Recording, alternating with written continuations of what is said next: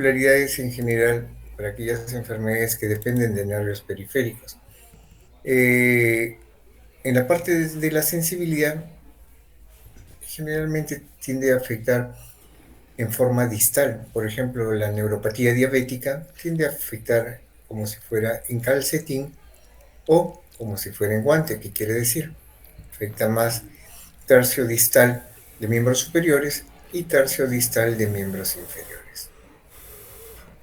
Esas son las características de las neuropatías periféricas. Segundo, pueden seguir el recorrido de un dermatoma. Hay que recordar que eso corresponde a lo que es la salida de un nervio o el recorrido de una fibra sensitiva. Tanto así que algunas neuropatías sensitivas como el herpes zóster, que es una neuropatía sensitiva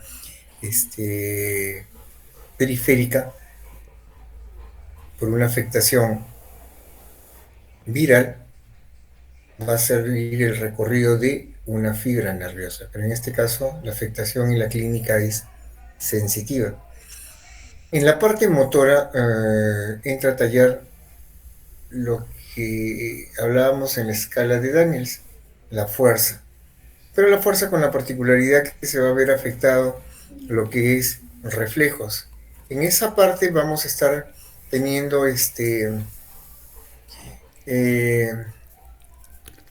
alteración en lo que es reflejos con una disminución o pérdida de los reflejos, asociado a una disminución de fuerza. Pero también van a haber otras particularidades como la hipotrofia o atrofia de determinados segmentos, además de fasciculaciones. Entonces, esas particularidades me dicen que estoy ante alguna enfermedad del sistema nervioso periférico. Entonces, dicho esto, desarrollemos lo que corresponde a una de las más representativas de ella, por las características de que es aguda, por las características de que puede causar un problema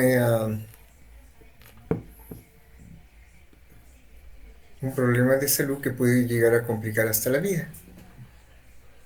Entonces, cuando nosotros hablamos de neuropatías periféricas, son todos aquellos compromisos que pueden ir desde la raíz nerviosa hasta un nervio muy periférico. Por ejemplo, el nervio mediano, que me da un síndrome del túnel carpiano, o el síndrome del túnel tarsiano a nivel del pie, o una ciatalgia por afectación del nervio ciático, o una lesión para aquellos que son peloteros en el nervio peroneo, una patada en el tercio superior de pierna me puede afectar al nervio peroneo que cursa muy superficial, o una caída en moto puede producirme una lesión del nervio peroneo y por consiguiente tener una caminada o un pie caído. Entonces, todo lo que estoy hablando corresponde a afectaciones de nervios periféricos. O puede ser tan sistémica como las que ya habíamos mencionado, enfermedades metabólicas como diabetes mellitus, o aquellas autoinmunes como un CIDP con características de evolución crónica o una polineuroradiculopatía de desmielinizante inflamatoria crónica, son las iniciales de CIDP, o aquellas tan agudas como Guillain-Barré. Entonces, las neuropatías pueden ser motoras, pueden ser sensitivas o pueden ser incluso mixtas. Guillain-Barré me puede dar una neuropatía meramente motora, pero hay algunas variantes que pueden ser sensitivo-motora. Es lo poco común, pero existe. Radiculopatías, aquellas que son por afectación de algunos raíces nerviosas en la salida de lo que es la columna. Por ejemplo, cuando hay alguna alteración por una hernia de disco, cuando hay una alteración en la conformación de la estructura de la columna, como puede ser una espondilosis o una espondiloartritis, problemas de cáncer que van a deformar columna e incluso pueden llegar a comprimir la salida de los nervios, infartos a nivel de partes blandas en el recorrido salida de los nervios, procesos infecciosos como brucelosis, por ejemplo, como tuberculosis, cuando afecta la enfermedad de Pott, y en la salida del nervio puede por compresión indirecta afectar. Entonces, todos esos son ejemplos de neuropatías periféricas. Otro ejemplo de neuropatías periféricas, por ejemplo, una lesión de implexo braquial, producto de algún accidente de tránsito, o por radiación en aquellos pacientes que tienen cáncer de mama. Al recibir la radiación, el plexo braquial puede verse afectado, o por problemas de entrampamiento, problemas de compresión, el quedar dormido me puede dar una compresión del nervio cubital, temporal por supuesto, que va a ceder con la mano caída, o del nervio radial. Entonces, todo ello me puede estar dando una múltiple presentación de afectaciones de nervios periféricos.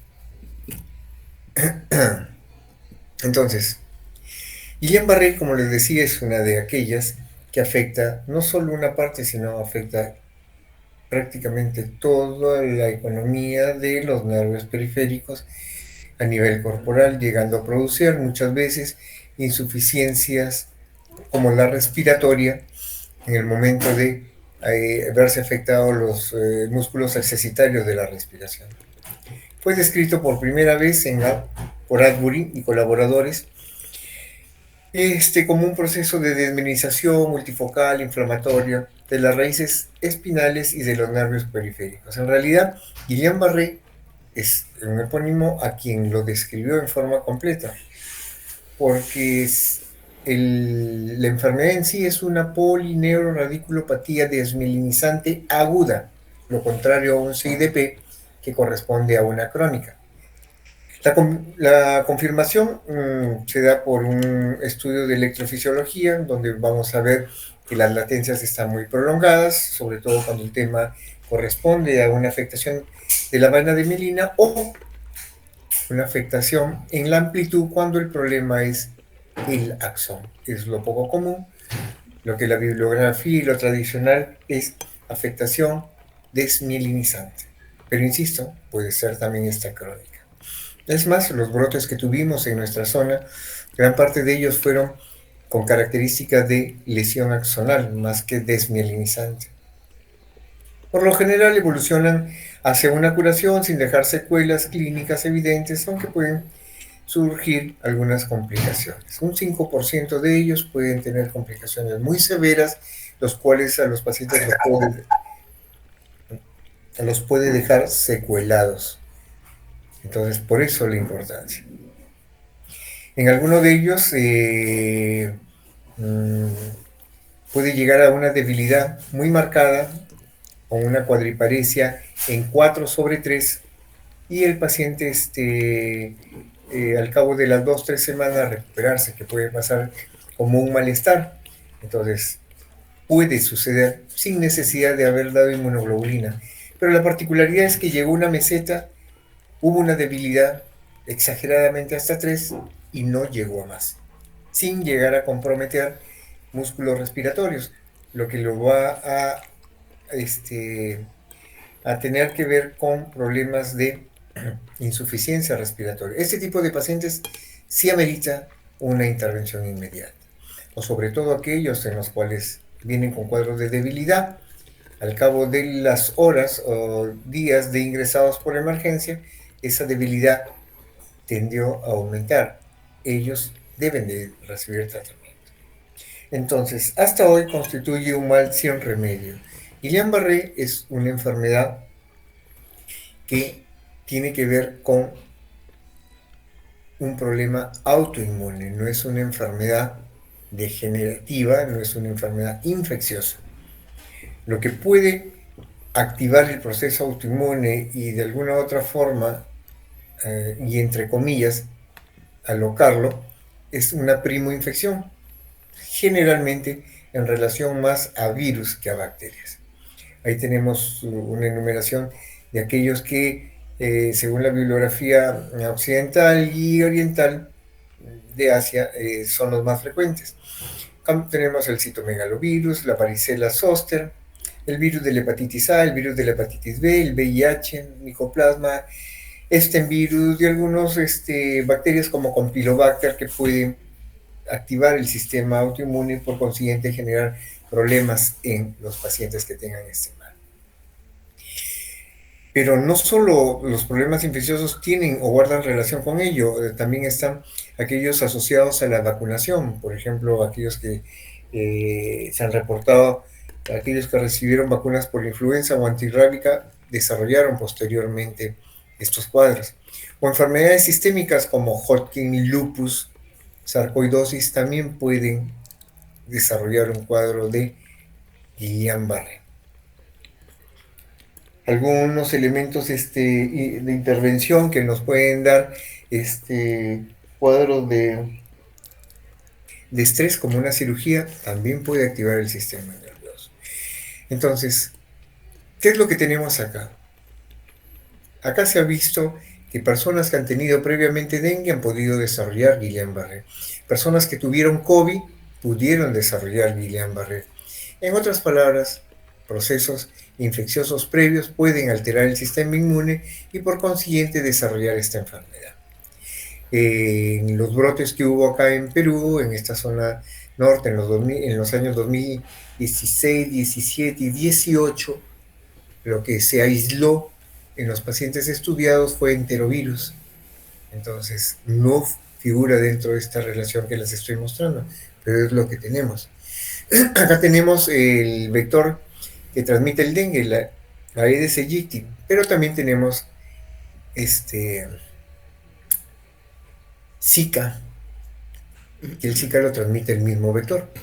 Entonces, hay que tener en cuenta, ya, cuando se hace la anamnesis, el antecedente de alguna enfermedad una semana previa al desencadenamiento o el desenlace de esta enfermedad autoinmune. La fisiopatología, pues miren, se habla de que esto tiene que ver con un proceso autoinmune en el cual el proceso o el sistema humoral comienza a atacar al mismo tejido, en este caso el sistema nervioso, sobre todo aquello que tiene que ver con las vainas de mielina. Llega el linfocito T activado, suelta las sustancias inflamatorias, factor de necrosis tumoral, entre otros, y comienza a generar toda la cascada inflamatoria, y por consiguiente el daño. Entonces, sabemos por fisiología que la vaina de mielina interviene en la transmisión del impulso nervioso, hace que sea transportado el impulso en milésima de segundos. Entonces, si esta vaina de mielina está afectada, por consiguiente, va a estar afectado el movimiento. Pero es específico para las neuronas del tipo motoras, porque alguien en su sano juicio podría decir, pero si es sistema nervioso periférico, ¿por qué no llega a afectar el sistema nervioso sensitivo o la vía sensitiva? No, en este caso específicamente ataca las neuronas del sistema nervioso motor.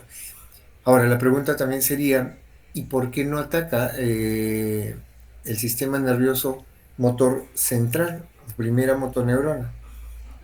Parte de la respuesta es que las vainas de mielina de las neuronas periféricas están envueltas por células de Schwann y las células nerviosas que envuelven, las vainas de mielina de las neuronas centrales están envueltas por oligodendrocitos.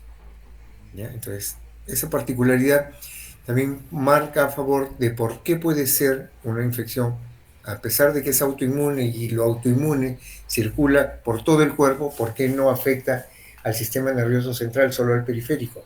Parte de la respuesta es la que les estoy diciendo. Entonces, partiendo de ello, se desarrolla toda la clínica de los pacientes con cuadros de Guillain-Barré. Se basa específicamente en dos puntos que ustedes deben de sospechar cuando estén en su práctica asistencial. Disminución de fuerza súbita asociado a una evolución rápida. Más que súbita, es una evolución rápida. Súbito puede ser un infarto cerebral, una hemorragia, eso es súbito. Acá es rápidamente progresiva, insidiosa, rápidamente progresiva. Al cabo de las horas o días tiende a aumentar esa debilidad, asociado a una disminución de reflejos o ausencia de reflejos. Entonces, si yo tengo esos dos ítems, yo debo de sospechar altamente en enfermedad de Guillain-Barré o una enfermedad desminimizante inflamatoria crónica de raíces y nervios periféricos. Al iniciar van a haber en cierta forma algo de disestesias caracterizadas porque el paciente manifiesta como pesadez o un dolor en extremidades y también se puede estar asociando con alguna alteración a nivel de pares craneales, tanto así que hay variantes que afectan ambos nervios faciales o aquella variante que actúa a nivel de los oculomotores, como es aquella que tiene el síndrome de ataxia cerebelosa, arreflexia y oftalmoplejía, que es el Miller-Fisher, otra de las variantes. Entonces, también puede haber una afectación del tipo autonómico y ahí entra la variante de las pandisautonomías, donde el paciente puede tener diaforesis muy profusa, aumento de temperatura, taquicardia, hiperventilación, es como una variante de Guillain-Barré.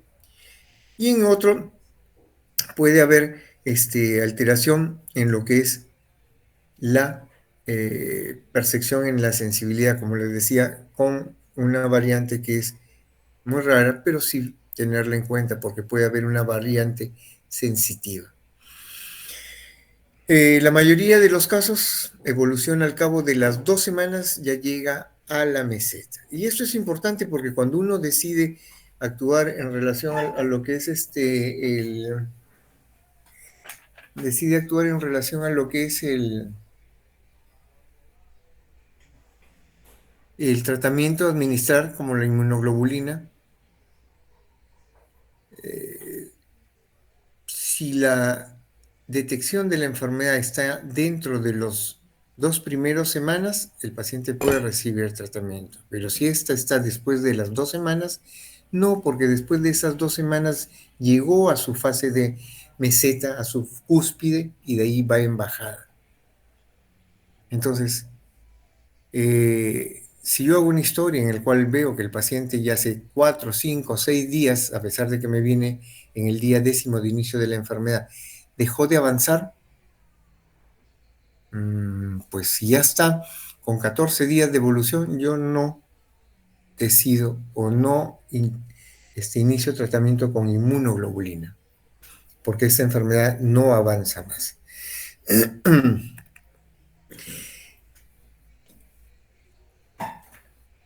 Cuando la enfermedad avanza más y la debilidad es muy marcada, puede haber falta de coordinación, ya lo mencionamos, alteración en la sensibilidad y entumecimiento con alteración nuevamente en lo que es gran parte de los paquetes musculares produciendo cuadros de dolor. Síntomas de emergencia que debo de tener en cuenta cuando estoy en un paciente con esas características, que llega y al cabo de las horas empieza a presentar dificultad para tragar. Eso significa que la enfermedad está evolucionando rápidamente y ya me está comprometiendo musculatura que tiene que ver con tronco. Si ese paciente empieza también a presentar disnea o una respiración muy superficial, empieza a presentar taquimia con una respiración muy superficial, pues también ese paciente debe de pasar a una unidad crítica para estar pendientes con la posibilidad de poder intubarlo. Entonces, tener en cuenta esa información porque me va a permitir determinar si es que voy o no para lo que es la posibilidad de intubar al paciente.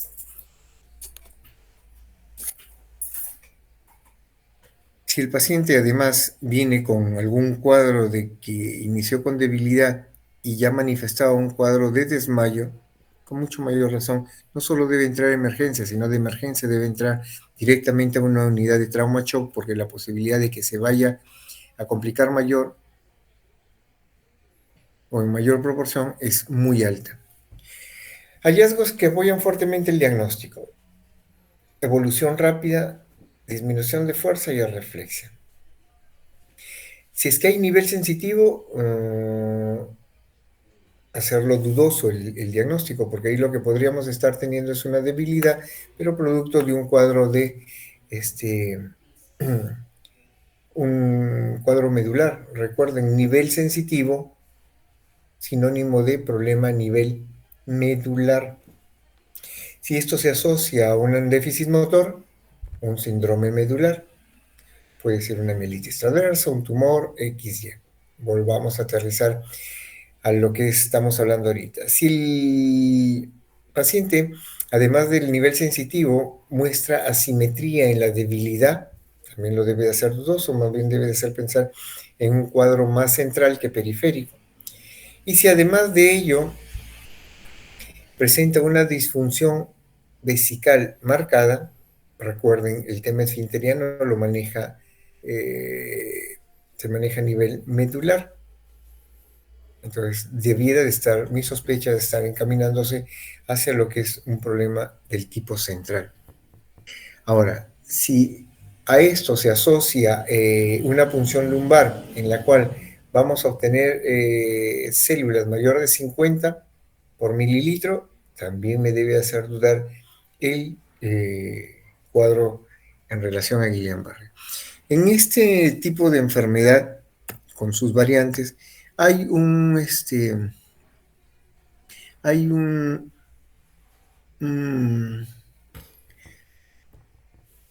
una alteración que se define como disociación albúmino-citológico. Cuando hay un proceso inflamatorio, suben tanto las células como las proteínas, pero en este caso en particular de Guillain-Barré hay una disociación albúmino-citológica, porque si bien es cierto, las proteínas suben, la celularidad es muy poco lo que sube, no sube en una proporción directa con el aumento de proteínas. Puede llegar a subir a 20, 30, pero generalmente es mucho menos de lo que son 45 células por cada. Por eso ahí decía, si es de 50 más, lo debería ser dudoso lo de la celularidad. Entonces a eso se llama disociación albuminocitológica, cuando las proteínas aumentan y las células es muy poco el aumento que llega a haber. Las pruebas de ayuda diagnóstica, pues se recomienda hacer el líquido punción para obtener líquido cefalorraquídeo. Vamos a tener estas características, que las proteínas aumentan, la celularidad es muy discreto el aumento en relación a la proporción de aumento de proteína, pero esta se debe hacer al cabo de la primera semana, no es inmediatamente, porque el resultado puede darme un falso negativo, y eso no significa que la enfermedad no la tenga. Vamos a poder dosar algunos anticuerpos como el GM1 y el GM1B.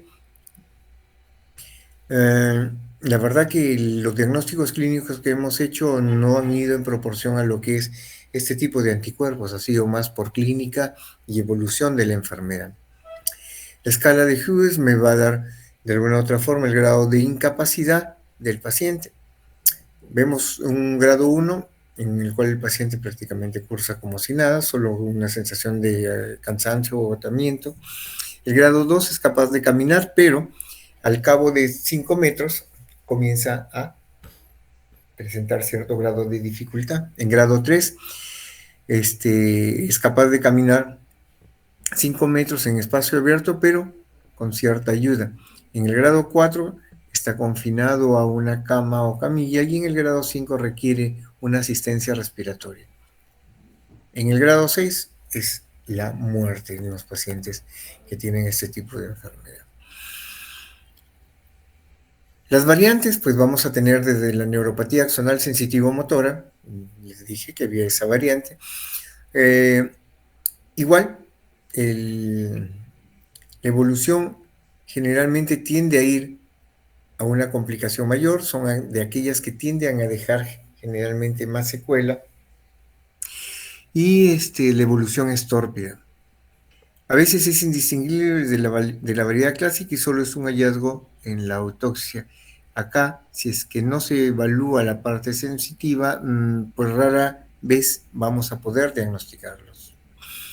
En la neuropatía axonal motor aguda, en algunas regiones, en estos episodios que tuvimos, como les manifestaba, hace cerca de 10 años atrás, ciertos brotes, en 3 años seguidos, más eran del tipo axonal.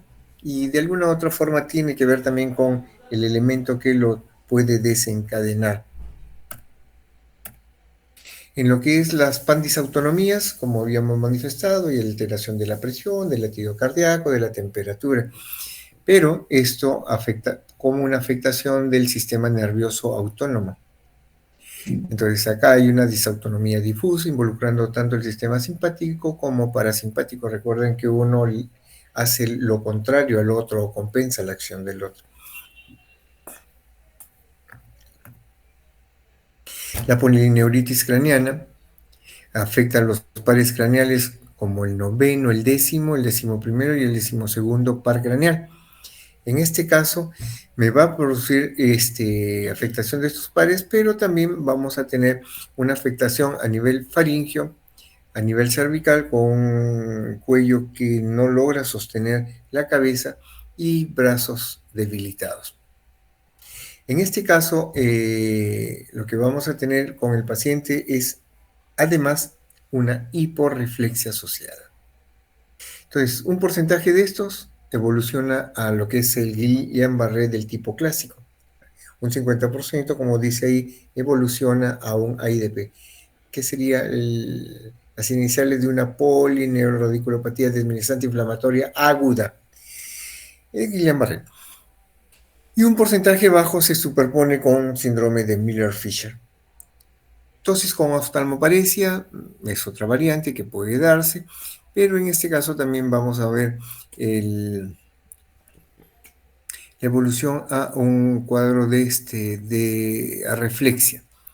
Lo otro, puede haber una paresia facial leve, pero más no.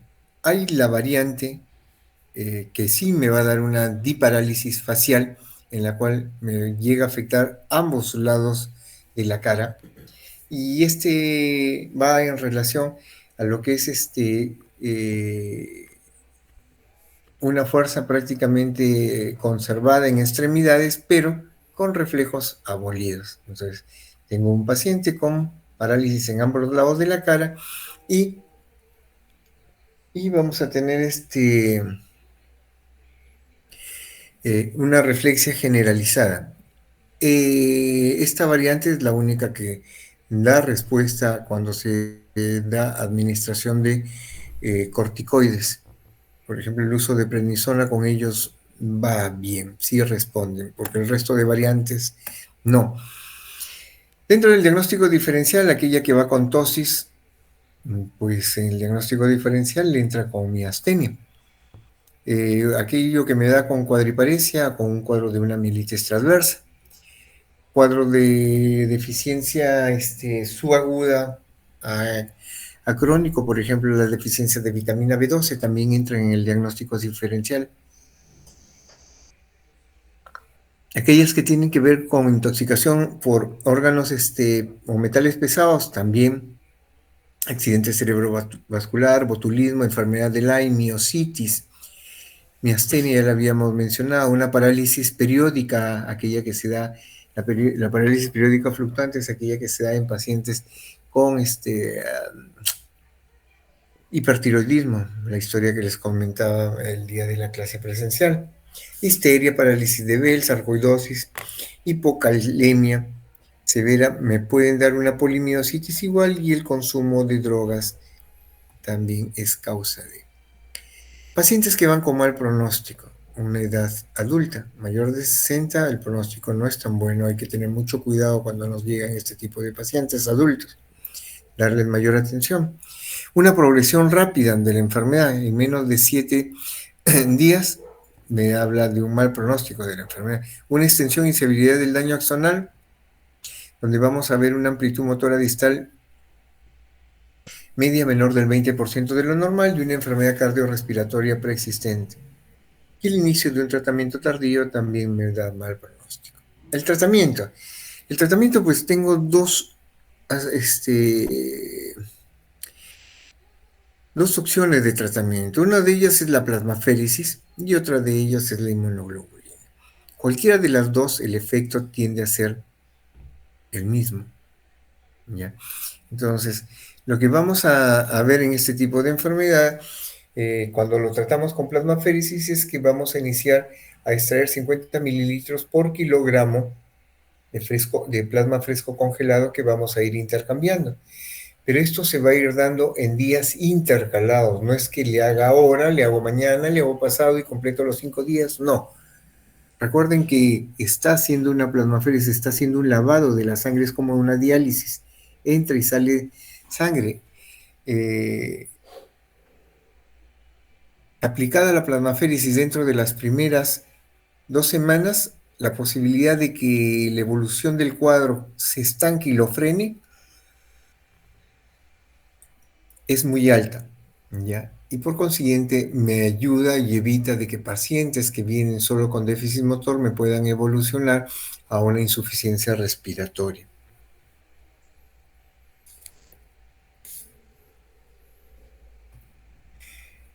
Otra es el uso de inmunoglobulinas intravenosas.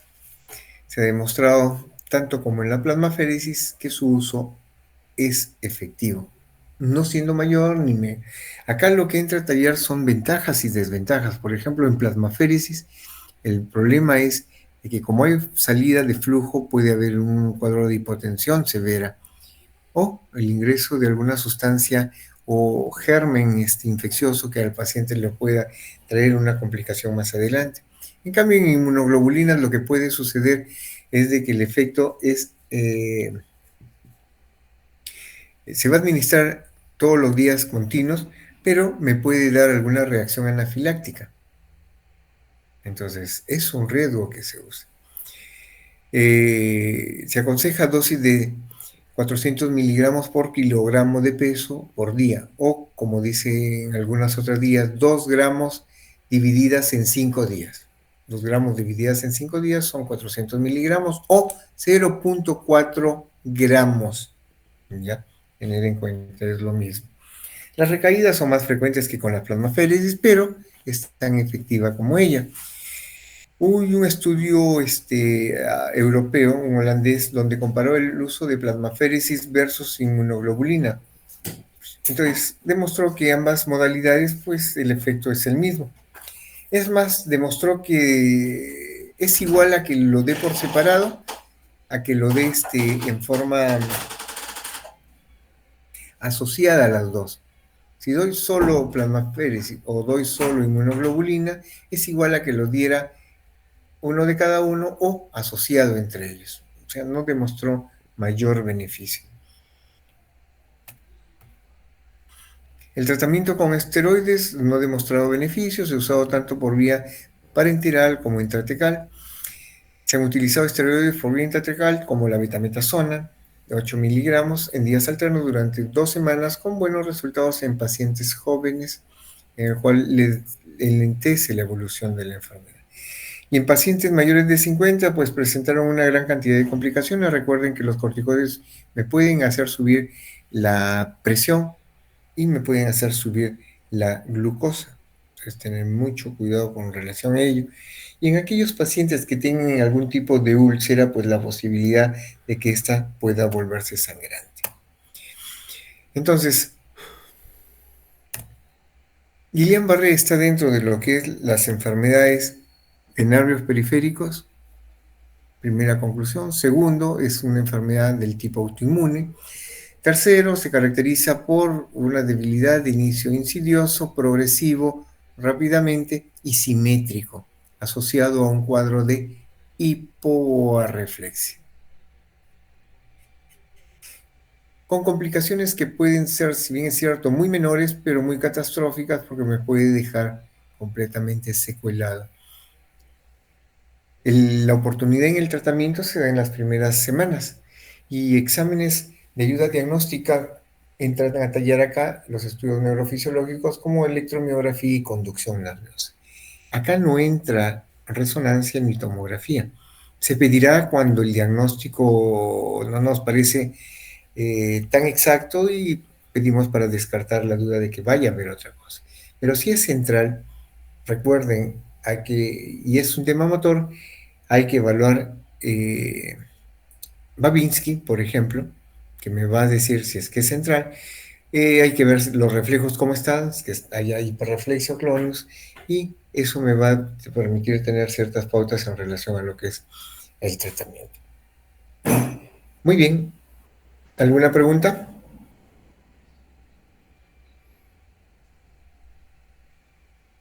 Entonces, Doctor, tengo una sí, pregunta. sí, Sí, pero es de ACV.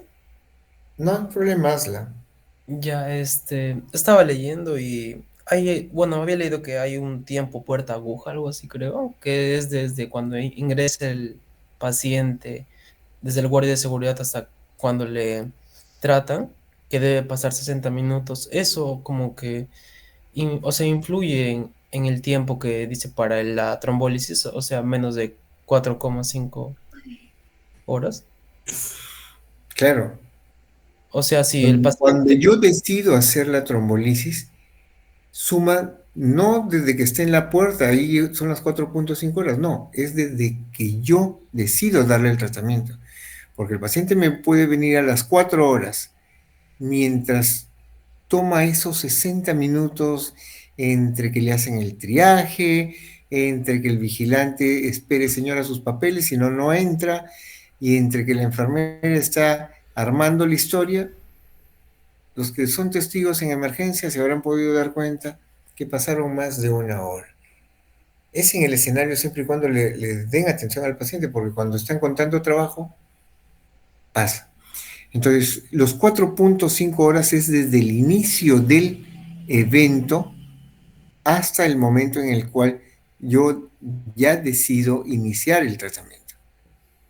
Entonces, lo que tú me estás hablando es lo ideal que se debe de manejar ni bien el paciente ingrese.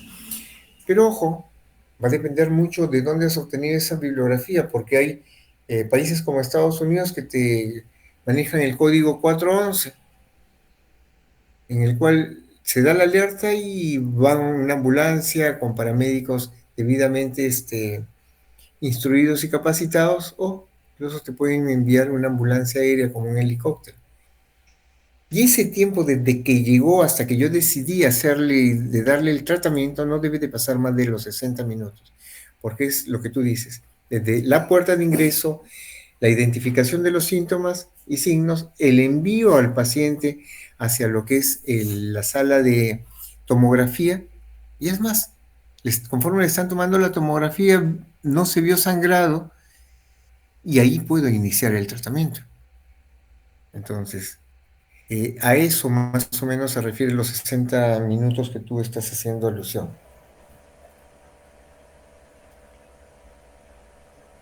Gracias, doctor. Eh, Una última pregunta. Sí, sí, pregunta. Eh, el tratamiento, bueno, el inicial, había leído algo de como terapia doble, algo así, creo, donde suban aspirina con clopidogrel, creo. ¿Hay algún, o sea, hay algún tipo, o sea, de casos específicos? Bueno, es lo que, o sea, bueno, leí, pero no entendí mucho. A ver, si por ejemplo el paciente te vino dentro de las primeras horas y según tu escala de NIS no tiene un puntaje ni tan alto ni tan bajo que te permita y no tiene ningún factor de riesgo que contraindique hacerle la trombolisis, tú vas con trombolisis. Si el paciente te vino a las 4 horas y están demorando en la resonancia o en la tomografía y pasaron 2 horas más, ese paciente ya no lo vas a hacer trombolisis porque ya son tus 4 horas de ingreso más las dos que se están demorando en que le hagan todo el trámite, y para que tomes decisiones mínimamente debieras de haber tenido tu tomografía. En ese paciente, lo que tú debes de iniciar es una terapia aguda, que sí, puede ir con ácido acetil salicílico a dosis de 300 miligramos como dosis de ataque, o el clopidogrel a dosis de 150 miligramos como dosis de ataque, para que al cabo de las 24 horas subsiguientes retomes el tratamiento solo con ácido acetil salicílico o clopidogrel, dependiendo del caso. La pregunta vendría, ¿cuál de los dos es mejor, clopidogrel o ácido acetil salicílico? Pues miren, ningún medicamento hasta ahorita ha logrado superar al ácido acetil salicílico, la vieja aspirina. No, hasta ahorita nadie ha logrado superar. Pero las ventajas es, entonces, si más barato me sale un ácido acetil salicílico que un clopidogrel, ¿por qué salió al mercado? El tema con clopidogrel es que yo lo puedo administrar sobre todo y con mayor tranquilidad en aquellas personas que tienen determinados cuadros de gastropatía o son muy sensibles, ¿ya? Si tienen úlceras, si tienen gastritis, lo ideal es clopidogrel. A ojos cerrados no hay necesidad de cerrar. Se han ensayado algunos estudios en los cuales hablaban de que el uso combinado de ácido acetil salicílico, 100 miligramos u 80, que es lo mínimo que debe de tener de concentración para ayudar a disminuir riesgos, poco, poco ha mostrado mayor beneficio que si se da en forma aislada. Entonces, la dosis de ataque, más que combinarlo, yo doy dosis más altas, tanto de ácido acetil salicílico a 300 miligramos o el clopidogrel la dosis de 150 miligramos como dosis de ataque, ¿ya? En aquel paciente que ya no reúne los criterios para hacerle trombolisis.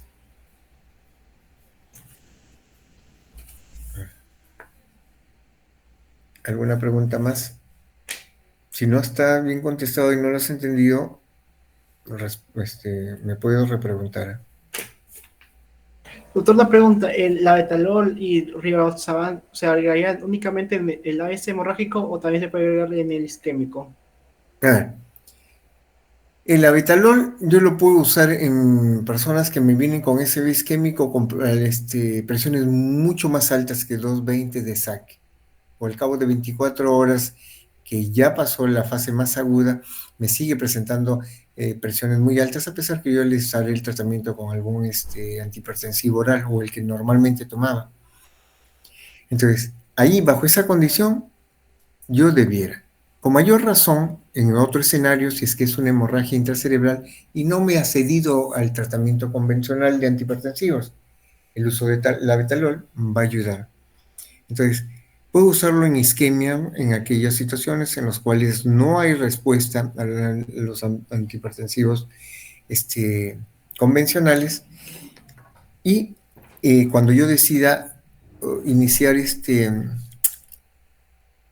trombolisis, no hay forma de cómo bajarle inmediatamente la presión para poder iniciar el procedimiento de trombolisis. O sea, tanto como hemorragia, por obvias razones que paciente con hemorragia a una mayor presión va a hacer que el sangrado sea más profuso, más rápido. Y en isquemia, en aquellos casos en los cuales son resistentes a la administración de su antihipertensivo convencional. Muchas gracias. Doctor, una pregunta.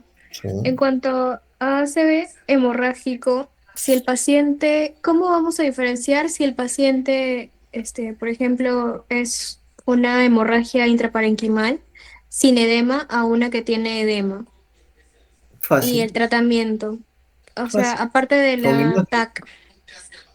Es que si no tienes TAC, difícilmente te vas a atrever a decir que es hemorrágico, no, o isquémico. Mm, Lo que sí nos induce a pensar de que es una hemorragia es el dolor de cabeza, la cefalea que el paciente tiende a...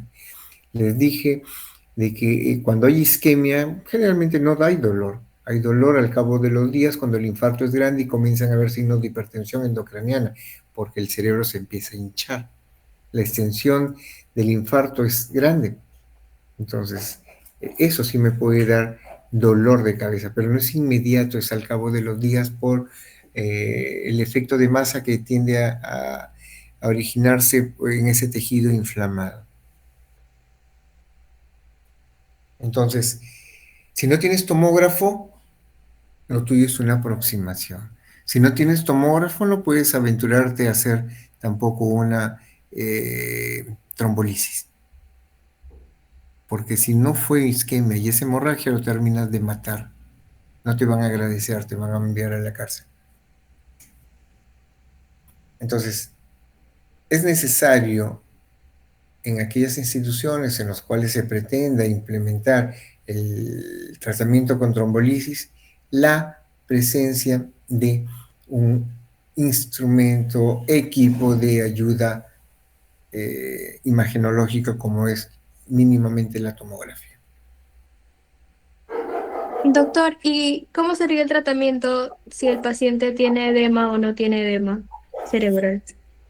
Ya pues, entonces, si estoy diciendo que si no tiene imágenes, difícilmente tú vas a definir si tiene edema. Ahora, si tienes imagen, tienes un tomógrafo, así sea viejito. A diferencia de la isquemia, si es sangrado, lo vas a ver ahí nomás. Y se va a ver como una hiperdensidad, una mancha blanca. Entonces, ahora la pregunta es, ¿cómo sé si es que tiene edema? Porque alrededor de esa mancha blanca se va a formar como un halo oscuro. Ese oscuro es la inflamación, el edema. ¿Ya? Uno, dos, ese edema y esa cantidad de sangrado, si es regular, van a generar un efecto de masa. ¿Cómo es eso, el efecto de masa? Que como está creciendo el edema, el parénquima inflamado por edema está creciendo y el sangrado puede hacerse más grande, está saliendo, va a comprimir determinada área. Entonces, ahí es donde ya entran dos acciones. Uno, primero el uso de los diuréticos para bajar el tema del edema.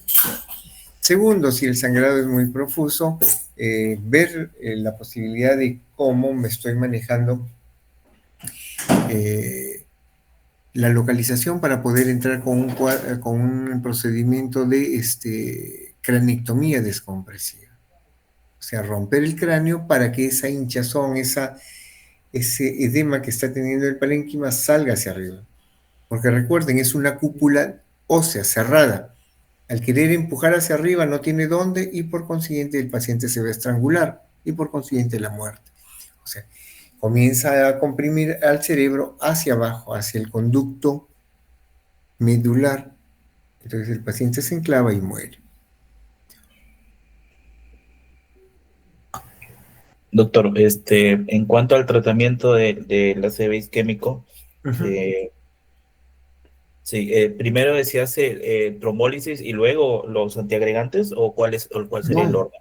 no, si hiciste trombolisis ya no le pones antiagregante. Si le pasas trombolisis y le pones antiagregante, corres el riesgo de que vaya a sangrar más bien más. De lo que es isquémico lo vas a pasar hemorrágico. No, Ah, ya, ya doctor. hiciste la trombolisis y va a estar el paciente. Más bien lo que sí vas a monitorear en él son las constantes y vas a hacer una valoración clínica de tu escala de NIS. ¿Para qué? Para valorar los puntajes que tanto mejoraron. Entonces, eso te va a permitir saber si el paciente está yendo para bien o se está yendo para mal. Y si está yendo para mal, pues la posibilidad de que ese procedimiento haya producido un sangrado es altísima. Entonces, ahí vas a necesitar imagen y corroborar si es que ha habido sangrado o no, y la presencia de un neurocirujano ante la posibilidad de que tengan que entrar e intervenir. O sea, en el caso que no sea trombólisis, ahí se puede utilizar ya antiagregantes. Exactamente. Ah, ok, doctor. Antiagregantes o, si el paciente tiene fibrilación, un anticoagulante, porque los antiagregantes no actúan a ese nivel. Ahí entran los anticoagulantes. ¿Ya? No, doctor, gracias. Doctor, ¿cómo diferenciar un síndrome de Guillain-Barré con una porfiria aguda intermitente? Ya, bacán. Una porfiria aguda lo que me va a dar es dolor y la limitación es más por dolor que por no poder tener fuerza. Guillain-Barré es por fuerza, no hay fuerza. Porfiria, la limitación motora es por dolor. Segundo, porfiria va más con cuadros de convulsiones también, ¿ya? Que entraría dentro de lo que es un diagnóstico diferencial en epilepsia. Entonces, va ello. Para focalizar la respuesta, ¿cómo diferencio? Porque el paciente, así esté con dolor, me puede levantar la extremidad si le pido que lo haga.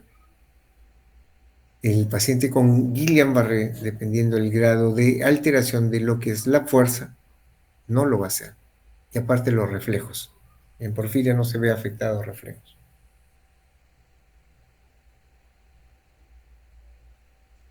Doctor, una pregunta. Ujú, En los criterios de exclusión de la trombólisis, ujú. dice ictus en los 3 meses previos. Ahí también entra lo de lo que es el AIT. Claro, Ya. claro, sí entra. Es más, la posibilidad, cuando me ingresa un paciente por emergencia como un AIT, de que pueda presentar al cabo de los días, de los 3 días, un nuevo evento, es alta. Al cabo del mes, mucho más alta. Y al cabo de los 3 meses, mucho más alta. Entonces, muchas veces un AIT es el preludio de algo más. Por eso no debemos dejar tan a la ligera, si bien es cierto ya, no hay nada a nivel cerebral porque solito reperfundió, pero esa paciente o ese paciente necesita una valoración cardiológica más concienzuda como para estar determinando la posibilidad de otros factores de riesgo que condicionen un infarto o una hemorragia.